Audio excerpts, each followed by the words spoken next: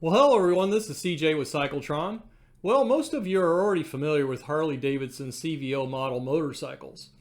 In summary, the CVO models have been offered by Harley Davidson as upgraded versions of their standard motorcycle models since 1999. But to me, there seems to be something odd with what Harley's been doing relative to CVO models compared to what they're doing now to promote other premium versions of their standard models. Specifically, Harley is now offering engine sizes, motorcycle colors, upgraded audio, and other features on non-CVO bikes where until recently, such features could only be found on CVO models. So I'm going to go over specifically what I think Harley Davidson's been doing to undermine the value of CVOs purchased by recent customers. I'm also going to cover what these practices likely mean in terms of whether Harley Davidson is likely to continue the CVO model line or cut it out altogether.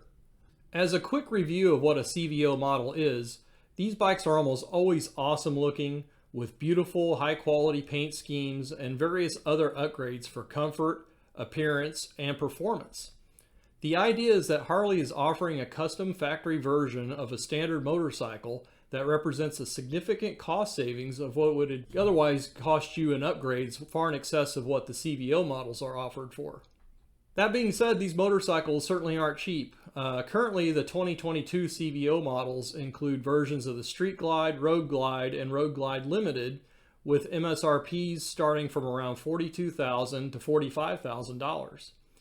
My local Harley dealership, where I've never been able to do a deal yet in terms of buying a motorcycle, was selling CVOs earlier this year for over $20,000 over MSRP. I think they had a Road Glide CVO and a Street Glide CVO for $64,000 each.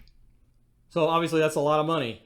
For any given year, Harley's offered anywhere from 2 to 5 CVO models. They most recently offered 5 CVO models in 2020, and for 2022 they're down to 3 CVO models. But it's interesting to me that the CVO models used to be considered the ultimate, most desirable bikes offered for sale by Harley Davidson. But that really doesn't seem to be the case now with all the buzz surrounding Harley Davidson's other model variants of the Lowrider S, Lowrider ST, Street Glide ST, and Road Glide ST, and of course the Lowrider ST Diablo. Those bikes have limited production, they're in high demand. Usually a dealer, if they're lucky, will get one of those. It's sold before it hits the dealer showroom, and people are paying well over MSRP. You don't quite see that type of frenzy of activity going on with the CVO models right now. The other thing that Harley started doing is offering what used to be CVO exclusive paint schemes on non-CVO model motorcycles. So you take the Gunship Gray, that color was on the 2018 CVO Street Glide motorcycle. Now they offer a Gunship Gray paint scheme on the Lowrider S, which I actually love the Lowrider S. It's a fantastic looking motorcycle. The really popular Lowrider ST, and of course the Street Glide ST and the Road Glide ST, all offered in Gunship Gray. I've already heard from some people in the comments section of my videos that they feel that Harley Davidson really hurt the value of their CVOs by spreading the features of their bikes around to non-CVO models. I mean, just a few years after they bought their CVOs. So the question that occurs to me is, why would Harley Davidson do this? I mean, I guess that is a rhetorical question since we know it's to make more money. But really, I guess the second question is, what do these actions mean relative to Harley's long-term plans for the CVO model line? We know that as part of Harley Davidson's strategy of simplifying production, that they have eliminated several models in recent years as part of their hardwire strategy designed to get them back to a higher level of profitability and to boost their lagging stock price. We can also see that they dropped from 5 CVO models to just 3 in recent years, and those 3 model variations are of their best-selling touring models.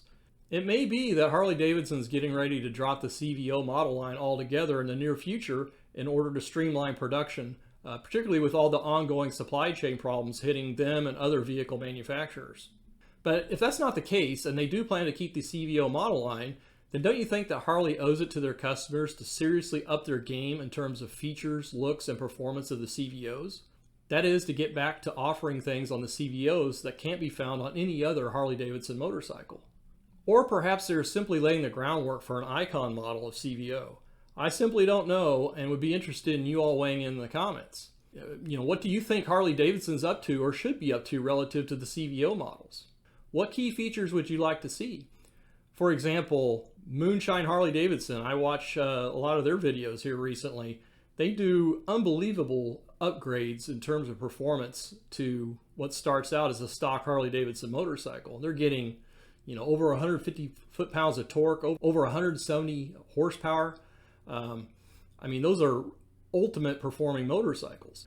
Is Harley going to go that direction with a CVO variant? I would be surprised, but I simply don't know.